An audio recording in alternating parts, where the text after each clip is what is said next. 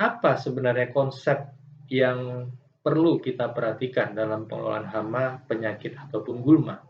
Satu persatu saya akan jelaskan bahwa dalam konsep pengelolaan hama, intinya kita menghindarkan terjadinya kerusakan tanaman akibat gigitan, gerekan, dan kerusakan akibat serangan hama. Karena umumnya hama-hama ini tipe mulutnya berbeda-beda, maka ada gigitan, gerekan, atau kerusakan yang disebabkannya itu harus kita hindari.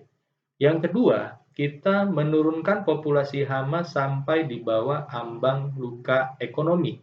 Artinya apa? Boleh ada hama asalkan kita masih bisa mentoleransi populasi yang ditetapkan agar kita masih bisa menjaga tanaman yang kita budidayakan. Atau secara sederhana saya sampaikan, biaya yang kita keluarkan untuk mengelola hama ini jangan sampai lebih besar daripada keuntungan yang akan kita peroleh secara ekonomi seperti itu. Nah, ini yang ketiga, konsepnya adalah memudahkan pemanen mengutip hasil panen. Artinya, jangan sampai ketika ada serangan hama-hama, baik ulat api, ada serangan gajah, atau serangan babi hutan, menyebabkan pemanen ini sulit untuk masuk ke dalam areal perkebunan. Sehingga produksi yang bisa dia keluarkan dari dalam areal perkebunan menjadi sedikit. Nah, yang keempat adalah menjaga produktivitas tanaman sesuai umur tanamannya.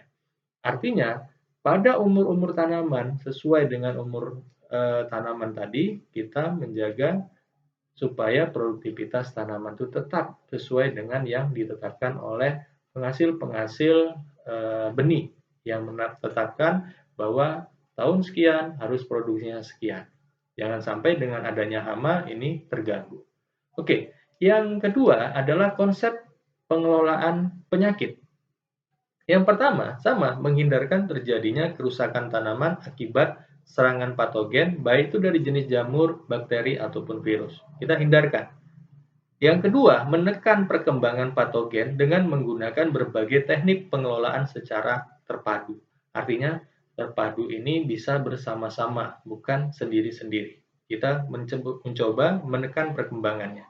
Dan yang ketiga adalah mempertahankan populasi tanaman per hektar agar tercapai produktivitas yang tinggi. Artinya di sini bahwa jangan sampai keberadaan penyakit ini membuat tanaman itu lemah, sakit, dan akhirnya menimbulkan kematian. Berkurangnya 1 atau 10 tanaman maka akan menurunkan produktivitas yang nanti akan bisa dicapai dari satu areal tertentu. Nah, ini konsep penyakit. Nah, konsep pengelolaan gulma adalah menghindarkan terjadinya persaingan dengan tanaman utama. Karena dia butuh makan, butuh air, dan butuh ruang pada satu lokasi yang sama, jangan sampai ini terjadi persaingan. Nah, yang kedua, memberantas gulma yang mengeluarkan zat alelopati. Artinya, istilah memberantas ditetapkan di sini karena gulma yang mengeluarkan zat alelopati ini akan membuat tanaman yang kita budidayakan tidak bisa mengambil hara air dari lokasi yang ada di sekitar itu. Karena gulma-gulma itu juga akan menghambat proses si tanaman utama ini mengambil unsur hara. Nah, ini makanya perlu diberantas, terutama kepada gulma Imprata cylindrica atau lalang dan Micania micrantha, sembung rambat. Nah, yang ketiga, memudahkan pengumpulan hasil panen. Artinya apa di sini? Keberadaan gulma di satu lokasi areal pertanaman, baik itu jalur pikulnya ataupun di sekitar piringan pokok itu, jangan sampai jumlah gulma itu terlalu banyak sehingga menyulitkan pemanen menentukan berapa berondolan yang ada di piringan. Nah, yang keempat, memudahkan pengawasan atau kontrol oleh pengelola kebun. Jadi, sedapat mungkin gulma itu jangan menghambat si petugas untuk masuk ke dalam areal kebun kita. Dan yang kelima, pembuatan jalur pemupukan.